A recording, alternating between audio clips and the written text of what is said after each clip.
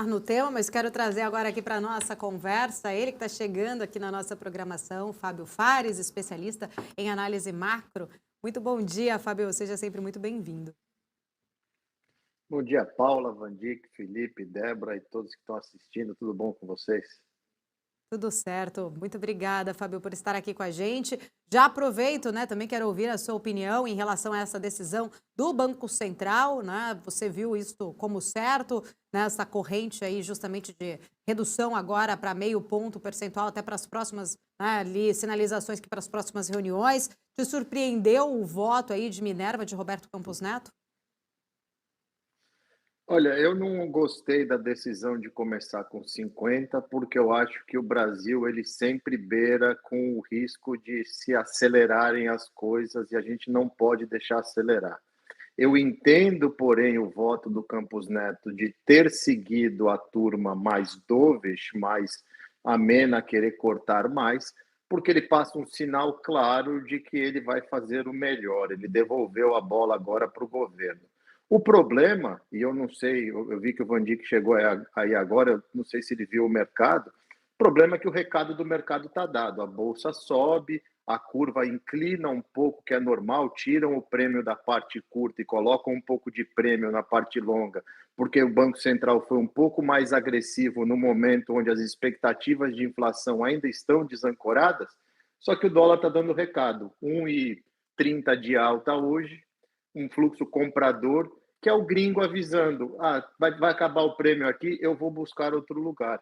E a gente vai mais uma vez pagar o preço de achar que o Brasil pode andar por pernas próprias, e a gente não pode andar por pernas próprias. Então, 1,30 de alta no dólar hoje deixa claro que foi uma decisão que tinha espaço para dar, para fazer, era, mas não era o correto e o dólar está avisando isso. Inclusive, quero voltar aqui com o Van Dijk já na tela também, para a gente continuar aqui no tema. Há 45 dias, né, na última reunião, a gente viu ali no comunicado, veio um comunicado muito duro, inclusive, que destoou muito com a ata, né? A gente teve ali duas leituras muito diferentes. A princípio, só pelo comunicado, já se parecia que não haveria ali possibilidade de redução de corte de juros. A ata depois veio aí, né, bem diferente. Inclusive, essa foi uma das críticas muito grandes em relação a essa divergência. No comunicado passado, né, havia ali, citava justamente a política fiscal, um pouco ainda de incerteza residual sobre o desenho do arcabouço especificamente, né? Agora não, agora não houve ali essa citação, inclusive. Queria entender na opinião de vocês, vou começar com o Van Dijk. Van Dijk, o que pesou mais, inclusive, para o Banco Central retirar, né, agora essa frase, essa preocupação do fiscal do comunicado, sendo que o arcabouço ainda pode sofrer alterações lá na Câmara? Paula, esse foi a minha grande preocupação quando eu vi o comunicado, quando eu analisei a decisão, vi que não existia uma única menção ao arcabouço fiscal, que ainda não existe, né? O Brasil está navegando em mares que ainda não fazem parte dos mapas, né? A gente tem um gasto exorbitante por parte do governo, nós temos uma política bastante restritiva em termos de taxa de juros, mas o governo que deveria, ao invés de fazer um cabo de guerra com o Banco Central, ajudar no lado do gasto, principalmente fazendo um arcabouço fiscal que tem as duas pré-condições para que ele possa realmente vigorar de fato, não somente de palavra ou de lei. O Brasil tem essas coisas, lei que não pega, né? Então, o que nós temos? Primeiro, ele tem que ser crível, né? Se esse arcabouço pode ser mudado, alterado, ele é volúvel a decisões do governo, de decisões políticas, ele não tem credibilidade. O arcabouço atual, que ainda não foi promulgado, ele é volúvel, ele não tem credibilidade, porque a gente já está tentando alterar o arcabouço para esse ano. Começou tentando para o ano que vem, e esse ano já existe um empurra para frente com a barriga. Nós estamos flertando com um déficit primário gigantesco. Daqui para frente, hoje, dia 3 de agosto, nós temos que arrecadar cerca de 100 bilhões de reais para ficar no 0 a 0. Quer dizer, nós estamos remando contra a corrente, não vamos chegar nesses 100 bilhões, a não ser que exista aumento de imposto. Tá? Segundo ponto para o arcabouço ser execuível, né? Ele tem que ser execuível. Dá para fazer? Como é que dá para fazer um arcabouço acontecer se ele depende majoritariamente de receitas excepcionais? Não haverão receitas excepcionais porque nós não estamos vivendo um ciclo de commodities novo. E o Brasil é dependente de commodities, principalmente da atuação da economia da China, que anda de lado, né? Ela tem crescido marginalmente, mas muito aquém da expectativa dos 5,5%. Não vai crescer 5,5%, com isso o Brasil não vai ter uma abundância de demanda, principalmente minério de ferro e outras commodities relevantes. Então isso pode tirar do cardápio de alternativas. Então como é que vai ser? Já começa manco? A minha opinião, a minha visão é que ele começa manco. Não acho que o Banco Central errou, de novo, existiam condições técnicas para tomar decisão. Não seria a minha decisão 0,5%, seria 0,25% para umas 3 sessões de comitê monetário, viria para onde a economia estava indo, ancoragem, né? Ancoragem das expectativas, que principalmente no médio e longo prazo ainda não estão bem alinhados. A gente tem que ter a certeza, segurança que as expectativas estão alinhadas, porque se a gente não entende que conseguiu alinhar as expectativas, nós vamos ter que ver o resultado através de dados. Na hora que chega a inflação, a gente nota para onde vai. E não é legal isso, porque você pode ter que tomar decisões muito mais drásticas. Passa a ser um processo de maiores estridências, decisões maiores, decisões mais conturbadas e polêmicas. Por isso que é tão importante medir as expectativas de inflação, ao invés de esperar para ver, sai o dado e a gente toma uma decisão. A minha preocupação com aumentos, com cortes, desculpe, de 0,5% é exatamente essa, que a gente pode criar o ambiente, como o próprio Fábio falou, que o dólar já está reagindo, esse prêmio do Brasil diminuiu, Estados Unidos aumentando taxa de juros, Banco da Inglaterra aumentando taxa de juros, dado o risco Brasil, dado o risco político do governo atual, de repente esse diferencial não é suficiente para eu manter meus dólares aqui e eu vou embora buscar alguma coisa que me remunere bem, menos do que o Brasil, mas me remunere bem, mas que ofereça também um risco muito menor. O Brasil não pode andar com as suas próprias pernas, como disse o Fábio, e isso é realidade. O Brasil precisa estar ancorado em decisões de países relevantes. O Brasil não é um país relevante no globo, o Brasil ele é um price taker quando chega a questão de taxa de juros. Estados Unidos aumenta a taxa de juros, vai provavelmente ter mais um aumento, isso vai impactar diretamente no câmbio. Lembrem-se que câmbio é uma das alavancas da inflação, dependendo como ele impacta a economia brasileira.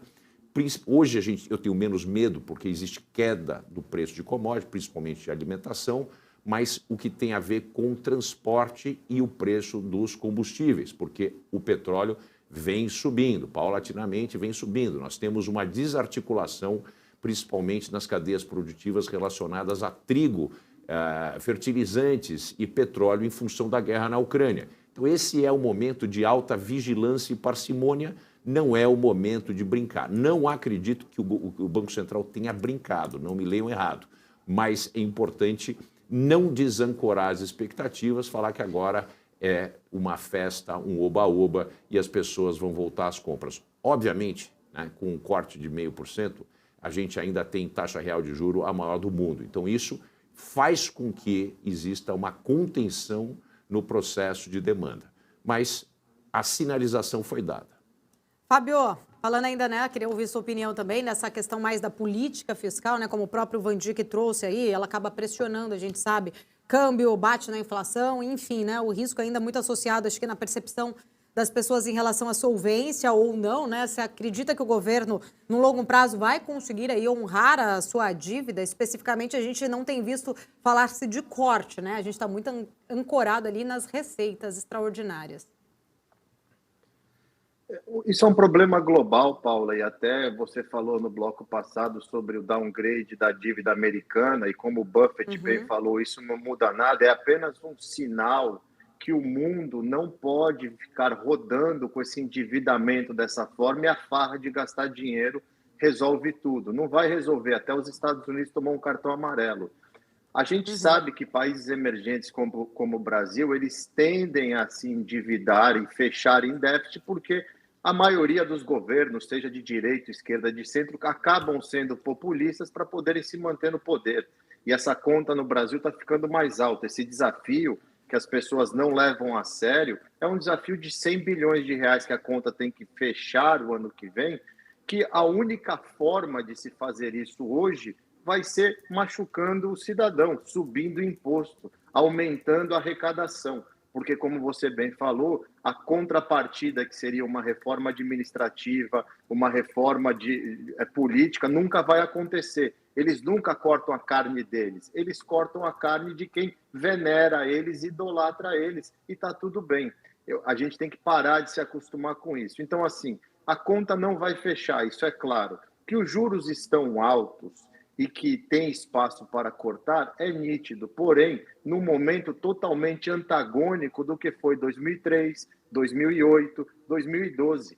Hoje, nós temos os Estados Unidos com 5,5% de juros, possivelmente com mais uma alta em novembro. Temos uma China que não cresce da maneira que todo mundo esperava, que isso acaba ajudando, por um lado, as commodities, e mesmo assim tivemos no mês de julho o maior nível de demanda de petróleo do ano, ou seja, mesmo com a China dormindo, a demanda por petróleo já começou a crescer.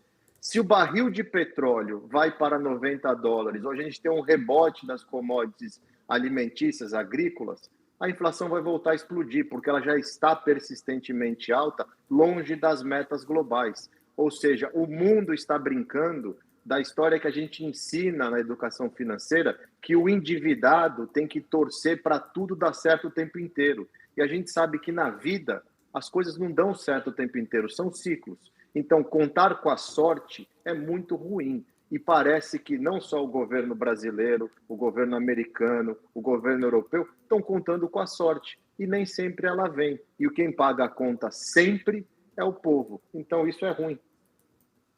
Fábio, muito bom dia. Felipe falando aqui contigo agora. Sempre um prazer, uma honra falar contigo. Você estava falando sobre o endividamento e mais especificamente aqui no Brasil e como sair, né, dessa situação, mas o endividamento bastante elevado também nos Estados Unidos acabou provocando o corte do rating pela Fitch nessa semana. É um problema global? É um problema que pode estourar lá na frente, impactando inclusive as grandes economias mundiais? Como que os Estados Unidos saem dessa, né? Por mais que a economia seja resiliente, o pior parece que já ficou para trás, tem todo esse contexto ainda que está pesando, né? Como que você avalia esse cenário, Fábio? Olha, Felipe, eu acho que foi a melhor coisa que poderia acontecer numa véspera de eleição, porque coloca não só o governo democrata radical do Biden em xeque, como coloca os candidatos que estão por vir em xeque de a farra da gastância não tem mais espaço. E eu acho que é isso que o mundo vai bater em todo mundo. A gente não pode viver achando que se endividar e ficar rolando isso com a barriga está tudo bem. A gente chegou num ponto de 2008 para cá que a gente está sofrendo com essa inflação alta, com esse excesso de dinheiro na economia, e como a gente vive frisando aqui, o Van Dijk fala muito sobre isso, quem paga essa conta é o mais fragilizado, é a base, são os mais pobres. Isso não pode acontecer. A inflação mata o pobre, não mata o rico. E aqui nos Estados Unidos a gente está com um problema grave. As pessoas olham para o mercado e acham, não, a bolsa está subindo, está tudo bem. A gente está com um problema sério de inflação nos Estados Unidos. Os combustíveis aqui voltaram para perto de $4 com essa alta do petróleo. A gente sabe que famílias que ganham até $100 mil no ano e a média salarial é 70, já passam dificuldade, estão se endividando, precisa parar. E a única maneira de parar é você começar a ameaçar as autoridades. Olha, se continuar fazendo, você vai se dar mal. Por quê? Esse downgrade, ele não afeta o principal ponto da dívida americana. Ele não força nenhum grande gestor a ter que vender os títulos, como acontece com os mercados emergentes quando tem um downgrade desse nível que você perde credibilidade. Agora, os Estados Unidos estão a um passo, porque a Fitch deu downgrade e deixou o viés negativo. Se ele perde mais um grau, vai ter que entrar a venda de títulos do Tesouro Americano das grandes carteiras. E isso causa uma troca de dinheiro muito grande. Estraga a imagem dos Estados Unidos. É a coisa ruim que vem numa hora boa. Por quê? A gente vai entrar em véspera de eleição. E na véspera da eleição a gente sabe que todo mundo promete resolver os problemas de todo mundo. Ninguém resolve nada, mas as promessas estão aí. Então, assim, não atrapalha nesse momento que a gente está sofrendo esses juros altos e vendo a curva abrir por outros motivos, mas coloca também uma coleira na turma que vai tentar se eleger o ano que vem, sabendo que vai ter que entrar para fazer a coisa um pouco menos aloprada e mais direita. Fábio, Van Dijk Silveira está aqui, quer fazer comentários e a respeito dessa situação também, Van Dijk. Obrigado, Fábio. Obrigado, Felipe. Fábio, o grande perigo dessa situação nos Estados Unidos e a minha leitura por parte do rebaixamento da nota de risco americana é o seguinte: nós temos uma dívida gigante, nós temos um endividamento privado e público enorme. Só que os Estados Unidos têm a taxa de desconto Fed e ele pode imprimir mais dólar. Se você tem um ciclo antagônico monetário de fechamento da torneira, esgotamento de um ciclo expansionista que a gente viu até o ano passado, com um crescimento simultâneo de gastança, uma gastança que já foi contratada lá atrás e continua sendo feita, que é parecido com o que está acontecendo no Brasil, só que em condições e volumes completamente diferentes, porque o que está acontecendo nos Estados Unidos é gigante. A preocupação é que a inflação não vai cair do patamar, não vai chegar onde ela precisa chegar, a gente vai ter que ter contínuos aumentos de taxa de juros, mesmo com inflação em trajetória de queda, mas não na sincronia com os 2%, porque existe uma ameaça, uma expectativa do mercado de qualquer momento o governo apertar o freio monetário e a inflação voltar a crescer. A grande preocupação é exatamente essa, porque, não se esqueçam, a inflação serve como um desconto na dívida nominal do governo. Então, quando a dívida é muito alta, a opção do governo para reduzir nominalmente a dívida é deixar a inflação correr solta. Isso corrige em maneira positiva para o governo, mas negativa para a população. Então, esse é um dos pontos cruciais na decisão do rebaixamento. É essa incerteza que pode provocar, inclusive, se a inflação não convergir com os 2% e obrigar contínuos aumentos, a gente entrar num processo de recessão nos Estados Unidos, no momento onde a gente também tem uma taxa de juros muito elevadas, que vai ainda alimentar mais essa recessão. Boa, Van Dijk. Ô, Fábio, seguindo aqui, também queria saber sua visão, claro, em todo esse contexto, esse cenário dos Estados Unidos, de impactos nos mercados, a gente, pelo menos comentando ontem, esperava um impacto um pouco maior, no mercado acionário, uma queda um pouco mais aprofundada, 1 e pouco por cento ali, 2% na Nasdaq, acaba não sendo enfim, a queda esperada, nem a reprecificação esperada também que se imaginava, Você vê espaço para mais quedas? Você vê espaço para uma correção um pouco maior ao longo dos próximos tempos, justamente por conta desse cenário? Ou o mercado acionário americano é otimista e resiliente a ponto de não se sentir impactado? Até mesmo um parêntese, o Buffett falou que isso aí não impacta nada na visão dele. Fechei aspas. Como que está a sua percepção, Fábio? Eu não acho que, por causa do downgrade, a gente ia ver um sell-off nos mercados aqui com um pessimismo. O que está acontecendo aqui é que o governo americano, ao mesmo tempo que tomou um downgrade, agora no segundo semestre, ele tem quase 2 trilhões de treasuries para irrigar o mercado. E esse dinheiro tem que sair de algum lugar para ir para os títulos, porque agora, diferentemente do que ele vem fazendo no primeiro semestre, onde ele alocava a maioria dos seus leilões na ponta curta, ele vai começar a alongar o perfil da dívida americana. E com isso, o americano, as grandes gestoras, todos vão ter a chance de comprar títulos do governo americano de 10, 20, 30 anos com juros de 4%, 4,10% que nem estão hoje. Esse dinheiro vai se movimentar para isso. Então, muito disso que a gente está vendo é uma movimentação de carteira natural para trocar ativos de risco por ativos com um pouco mais de segurança, com muito mais segurança, que são títulos do governo americano, pegando uma taxa alta. Os efeitos da alta de juros na economia americana nem chegaram ainda, Felipe. Os americanos ainda não estão sentindo na pele os 5,5% de juros. Isso vai ser gradualmente sentido agora no segundo semestre. Se a gente olha para frente, dados, a previsão depois desse PIB de 2,6 é uma desaceleração no terceiro e no quarto trimestre. Já é previsível isso. O PIB desacelera com a inflação caindo numa velocidade menor. Inclusive, nós já podemos ter agora, no próximo CPI, um núcleo que continua caindo, mas um número cheio subindo, porque o petróleo subiu de 68 para 85, e isso afeta o número cheio do CPI. Como eu falei, a gasolina, que a semana passada, quando a gente conversava, estava 3,37, subiu 50 centavos. Eu abasteci o carro ontem, está 3,87 já. Isso é muito rápido aqui. Então, os efeitos de toda essa política monetária vão ser sentidos agora.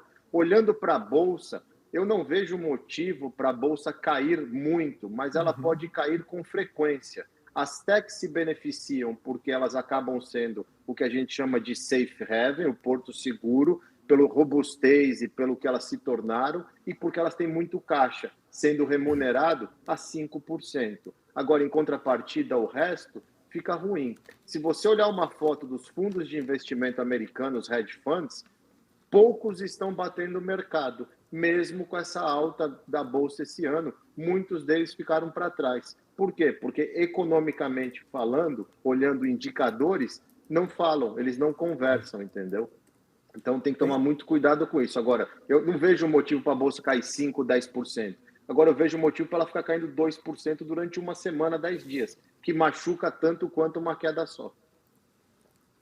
Perfeito, Fábio. Ô, Fábio, só para eu contextualizar esse cenário de CPI que você falou e toda essa questão aí inflacionária, coloca mais pressão ainda no Banco Central americano na reunião de setembro, né? Então, eles sendo muito dependentes dos dados, se esse CPI vier um pouco mais impactado, se amanhã a gente tiver um payroll de repente um pouco fora ali da expectativa, essa construção toda vai colocando pressão e talvez tire um pouco da expectativa do Banco Central de manutenção, de manter mais flat ali. Você acha que isso pode mudar a opinião, de repente, dos diretores do Fed? Eu acho que os diretores do Fed têm deixado bem claro que a porta está aberta e que se tiver que subir, eles vão subir. Eles não querem subir, como nenhum outro diretor de Banco Central quer subir, mas se tiver que subir, eles vão subir porque eles têm um mandato. E o que mais preocupa o Banco Central americano é o tempo que esses juros vão ficar altos, porque você subir os juros, contrair a economia e poder cortar rápido, o efeito é pouco. Ele não é tão doloroso. Você manter juros altos por muito tempo, numa economia que vem de juros zero e abundância de recursos, começa a machucar no tempo e machucar demais. E depois, para você estimular a economia, demora. Então, quanto mais rápido for esse movimento, seria melhor. Porém, com a inflação persistente, dívida grande e ainda muitos recursos na economia, a gente está vendo que a coisa está sendo lerda. O próprio Fed deixou claro. A inflação na meta é em 2025. Nós estamos em agosto de 23 ainda. Tem muito tempo até lá, então vai demorar muito tempo para esses juros voltarem a níveis que a economia estava rodando tranquila, sem problema. A gente ainda vai ver muita coisa acontecendo. Fábio, aproveitando aqui, né, que a gente está falando um pouco mais desse cenário internacional, quero repercutir também com você, saindo um pouco ali da questão americana, indo um pouco para a China ali. A gente até trouxe a notícia das autoridades chinesas ampliando aí todas as repressões sobre as transações de commodities, né? O objetivo seria eliminar as más práticas, né, econômicas, e acho que a consequência muito disso, a gente está vendo aí, é uma retração até do setor, né, por conta da redução aí de grandes volumes de negociação, volatilidade no mercado. A gente está até olhando ali, hoje minério caindo bastante, inclusive. Queria entender também um pouquinho da sua visão, né, sobre as consequências que acho que a gente pode acabar sofrendo, principalmente com todas as commodities diante dessa notícia. Eu acho, Paula, que o mundo está demorando demais para perceber que a China ela não vai fazer nada do que o mundo espera e ela não vai crescer e entregar o crescimento necessário para o resto da locomotiva andar com ela. A China tem problemas estruturais enormes, ela está passando por uma fase de transição onde todo país que evolui passa de uma mudança de cultura. A China não vai mais crescer com inputs de infraestrutura, agora é um crescimento por consumo, e o chinês, o maior bem de consumo do chinês é o mercado imobiliário, aonde o chinês nos últimos 2 anos apanhou o tempo todo. Vamos lembrar que Evergrande quebrou, eles estão com excesso de estoque lá, estão demolindo prédios para conseguir voltar a atrair as coisas, e o mercado não está andando. Ela toma medidas, ela tem um dono, o presidente manda e desmanda e faz o que quer, ela tenta impulsionar e a gente percebe que ela não vai, ela não ganha tração. É um dado positivo e 3 negativos, um positivo e 3 negativos. Algumas casas já tomaram coragem e começaram a revisar crescimento. A boa coisa disso tudo é que a China vai ser o grande vetor de exportação de deflação global, e isso vai ajudar o resto do mundo. O único commodity preocupante é o petróleo, que a gente viu um aumento de demanda e viu a fragilidade do mercado. A Arábia Saudita confirmou hoje que vai continuar cortando a produção até atingir 1 milhão de barris. E com petróleo a $80, a gente já vê o combustível subindo, que pressiona todo o resto. Parte de comidas, com uma China mais fraca, ajuda o resto. Minério de ferro está sendo um bom termômetro. Ele não sobe e está abaixo de $100 já. A China esse ano vai deixar a desejar. Oremos para o ano que vem ela se colocar no eixo, mas não parece que isso volta tão rápido também. Bom, nem preciso perguntar a opinião, né, do Van Dijk aqui, que eu sei que vai muito em linha aí com o Fábio também, né, Van Dijk? Eu quero voltar, pode voltar com o Van Dijk também aqui na tela, por favor. Van Dijk, entender um pouco também da sua leitura, né? Um ponto importante até que a gente está discutindo aqui em relação a essa questão de commodities, minério principalmente, né? Já sofrendo aí muito essa volatilidade com essa, né, situação. Queria entender também um pouco, né, da sua pontuação em relação a essas consequências que acho que a gente pode acabar sofrendo bastante também por conta dessa volatilidade aí, dessa regulamentação, negociação aí, principalmente para controlar a negociação dessas commodities. Paula, países exportadores de commodities como o Brasil, nós todos fizemos uma aposta num cavalo único, né? E só que o problema é que o cavalo chinês ele só sabe fazer um truque. E o truque do modelo econômico chinês se encerrou, acabou o modelo econômico chinês. O modelo econômico chinês se esgarçou, fez um trabalho excepcional, elevou uma quantidade grande de pessoas da pobreza absoluta para uma classe consumidora.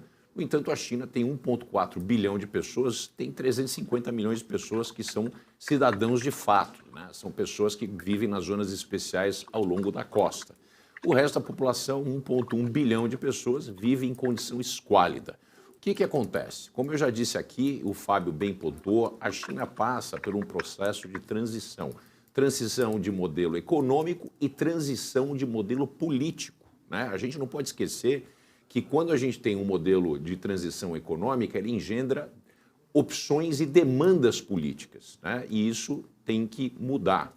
Como a China é uma ditadura, pressões para mudanças de modelo político não são bem-vindas. Então, o país fica um limbo nessa expectativa. Para que a população possa ter condição de consumir, porque pelos últimos 60 anos o valor dos salários dos chineses foi de maneira artificial reprimido, principalmente a partir da abertura chinesa, que tem 50 anos, que aconteceu em 1973. Então, essa abertura fez com que a China se transformasse um polo de produção e, com isso, um governo que é uma ditadura fez com que os salários permanecessem bem achatados, produtividade era baixa, mas você tinha muita gente, você colocou mais gente para poder ajudar na produção dos bens que foram produzidos e são produzidos na China. Esse modelo acabou. Esse modelo acabou porque hoje o modelo chinês, a população chinesa, a economia chinesa demanda um crescimento que vem tanto de demanda externa, que foi o que levou a China a esse milagre, como demanda interna. No entanto, demanda interna tem que ter 2 pontos. A liberalização do mercado de trabalho, fazer com que, onde existe demanda, os salários aumentem e o capital seja alocado nessa direção, Com isso, você cria uma classe consumidora em massa. Um país que produz a quantidade de bens que a China produz, ela não pode apenas contar com os ventos externos. É o mesmo erro de todos os países emergentes, né? A gente conta com ventos externos para commodities e a China tem o mesmo tipo de comportamento com bens manufaturados e semi-manufaturados. Depende da demanda externa, porque não existe, né, a absorção desses produtos internamente, ou muito pouca absorção vis-à-vis a quantidade de produção. E isso tem que mudar. Agora, para mudar, nós temos que ter o império do mercado. Né? O império do mercado, não o império das decisões arbitrárias de um ditador, de um partido. Quando você tem o império do mercado, você tem um ambiente de eficiência alocativa, né? E essa eficiência alocativa vai ensinar para a gente, vai mostrar para a gente onde é que a gente vai colocar o capital. Para isso, precisa haver uma reforma política na China. A gente precisa ter uma contestação política. Quem vai ser eleito tem que ter uma competição entre alternativas de visões para o país. E isso não acontece na China. Existe um monopólio de decisões políticas que acabam impactando decisões econômicas. Por exemplo, a China cresceu e vem crescendo a reboque de grandes investimentos em construção civil. Só que hoje na China, construir mais uma ponte, mais uma ferrovia, mais uma rodovia, não vai aumentar a produtividade, porque a produtividade vem caindo, né, desses novos investimentos, né? A primeira ponte, a primeira rodovia, a primeira ferrovia, foi uma explosão de produtividade e retorno capital. Mas quando a gente já construiu quase tudo que precisava ser construído, com tanta alocação de dinheiro e infraestrutura, agora está no momento de pensarmos o modelo político da China, para que capital seja alocado via mercado de maneira eficiente, onde existem oportunidades. E o governo, por melhor que ele seja, ele não tem os espíritos animais dos capitalistas que conseguem entender oportunidades onde não aparece que exista uma oportunidade. Então, essa é a grande problemática e é uma decisão polêmica para a China, porque a liberdade econômica, quando ela é vivida no seu maior sentido, as pessoas enriquecem, essas pessoas, ao mesmo tempo, querem ter condições de saber que elas não vão ser expropriadas a qualquer momento, que é o caso da China. Vide Jack Ma, né? Desapareceu ou foi desaparecido, né? A decisão do governo chinês em reduzir o poder das empresas de tecnologia. Quer dizer, essas são decisões arbitrárias. Nós, no Ocidente, vemos empresas de tecnologia muito poderosas, a gente ameaça com regulação, né? Mas a gente nunca chega e desaparece com o Mark Zuckerberg, a gente não desaparece com alguém como o Elon Musk, né? Essas pessoas continuam lá e a gente tem um cabo de guerra de regulação, mercado, traz um pouquinho para cá, traz um pouquinho para lá. Mas isso não existe na China. Sem esse processo de mudança política, a China vai ficar parada onde ela está. Ela vai continuar crescendo, mas vai continuar crescendo marginalmente. Bom, quero voltar aqui para agradecer o Fábio. Fábio, muito obrigada. Quero que você deixe suas considerações finais aqui para a gente já se despedir. Obrigada pela presença de toda semana aqui com a gente. Eu que agradeço o espaço, Paulo. Eu acho que a gente vai ter um segundo semestre extremamente interessante no mundo, principalmente Estados Unidos, que vai ditar o ritmo das coisas, e o Brasil não pode brincar. O Brasil está, de novo, perdendo uma oportunidade de fazer a tarefa de casa direito e se consertar. É impressionante como nos ciclos a gente perde a oportunidade de fazer alguma coisa correta no momento que ia reinar sozinho, porque é o único país que está cortando juros e que o gringo gosta. O gringo não quer saber do Chile, não quer saber da Colômbia, ele quer o Brasil e o México. E o Brasil já está até cortando juros. Tinha que fazer a lição de casa para corrigir o que a gente precisa corrigir e ter longevidade num ciclo de crescimento estável, com uma inflação controlada. Mas, infelizmente, nem sempre a gente tem os melhores pilotos quando o carro necessita de um Ayrton Senna. Brigadão e até a semana que vem.